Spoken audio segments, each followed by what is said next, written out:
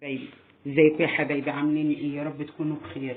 اللهم صل وسلم وبارك على سيدنا محمد وعلى اله وصحبه اجمعين. عاملين ايه؟ وحشتوني. تعالوا شوفوا بقى نعمل ايه النهارده كده.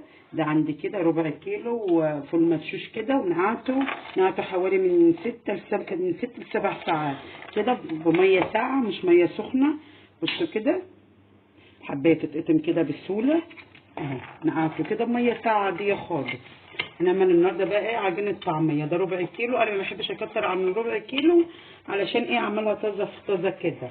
وعندي اللهم صل على النبي حزمه كرات دوم. دي على فكره حزمه، كام عود دوم حزمه. هو الكرات صغير كده. وعندي كام عود كزبره وكام عود شبت، ما بحطش بقدونس. اهم انا غسلهم كده ومصفيهم. وعندي اللهم صل على النبي بصليه صغيره قوي. ما تحطش بصل كتير عشان البصل الكبير او الكتير بيمرق العجينه. وعندي كام فص توم، بس توم صغيره كده مقشراها. وعندي رغيف فينو ابو جنين عادي اهو بلاه وعصراه. عندك عيش اللهم صل على النبي عيش شامي، بالله عيش شامي، ما تحطيش عيش بلدي عشان العيش البلدي بيسمره كده. وعصرته كده. وعندي بيكنج باودر، ما احط انا بيكنج باودر. في ناس بتحط اللهم صل على النبي بتحط كربوناتو، بس انا الصراحه ما بحبش الكربوناتو، ما بحبش الكربوناتو خالص عشان هو غلط وكده، ما بحبوش. بيكنج باودر. وعندي كزبره ناشفه. تعالوا بقى شوف هنعمل عجينه الطعميه ازاي. اجيب سكينه ودول حلوين كده على قد الربع كيلو فول. مش عايزاها ايه؟ مش عايزاها غامقه، انا عايزاها خضرها رايق كده وحلو. اخرطه كده تخريط عشوائي، مش شرط ناعم ولا خشن، يعني كله هيتفرم في قلب بعضه كده.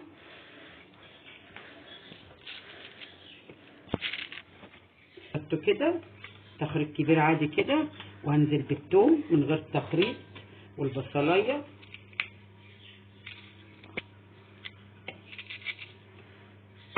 وهنزل اللهم صل على النبي بحبه كزبره ناشفين. مش هحط ملح على العجينه، هبدا ايه؟ احط على العجينه اللي انا هستعملها عليها بس. مش هحط ملح العجينه اللي هشيلها، مش هحط لها ملح عشان انتوا عارفين ان الملح بيدبلها، بيدبل اي حاجه. انا عايزاها مصحصحه وحلوه كده. واحط اللهم صل على النبي رغيف الفينو ده، هرسته كده بايدي عشان يجي فيها كلها كده. وهفتح الكيس البيكنج باودر ده، اخد منه حبه.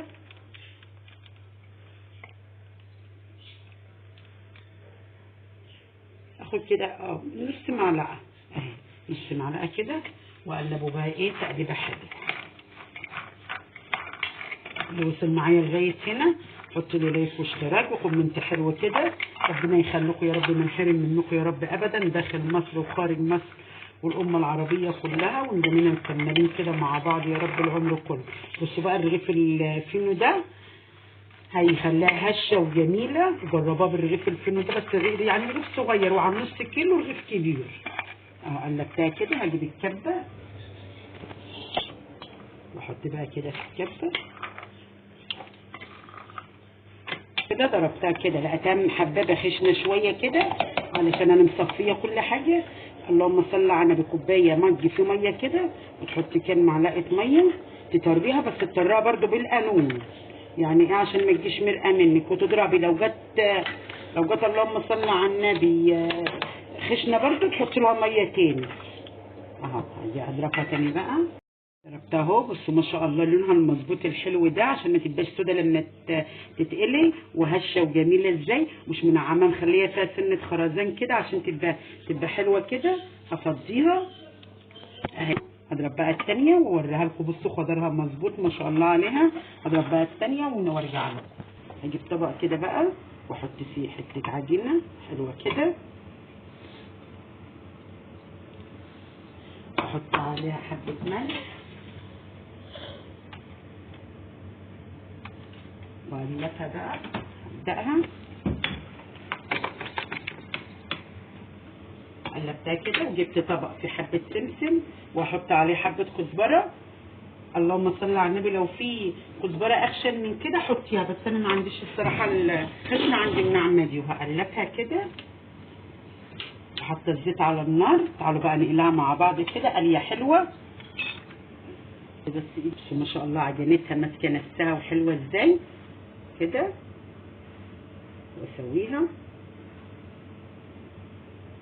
واخد كده السمسم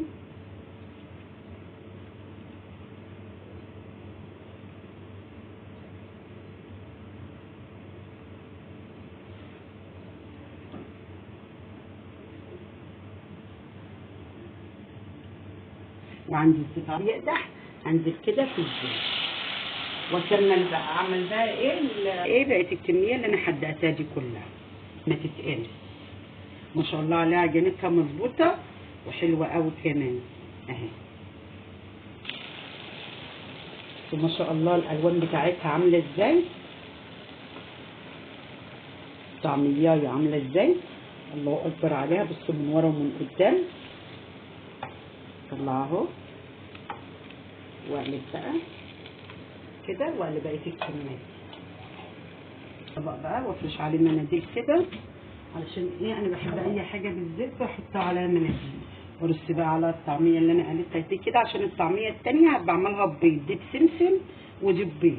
بصوا ما شاء الله عليها عامله ازاي، وهفتح لكم قلبها تشوفها من جوه. بصوا من جوه عامله ازاي، بصوا خضرها مظبوط وما شاء الله عليها عامله ازاي. وده بقى كان الفيديو بتاعنا النهارده بالطعميه الجميله ام السمسم دي. وده الباقي بصوا ما شاء الله الباقي قد ايه، احط بقى هعمله ببيض علشان احنا بنحب برده الطعميه ببيض. وده كان الفيديو بتاعنا النهارده، واللي وصل معايا لغايه هنا يحط لي لايك واشتراك وكومنت حلو كده. اتفضلوا كلوا معانا طعميه، واشوفكم على خير ومع السلامه.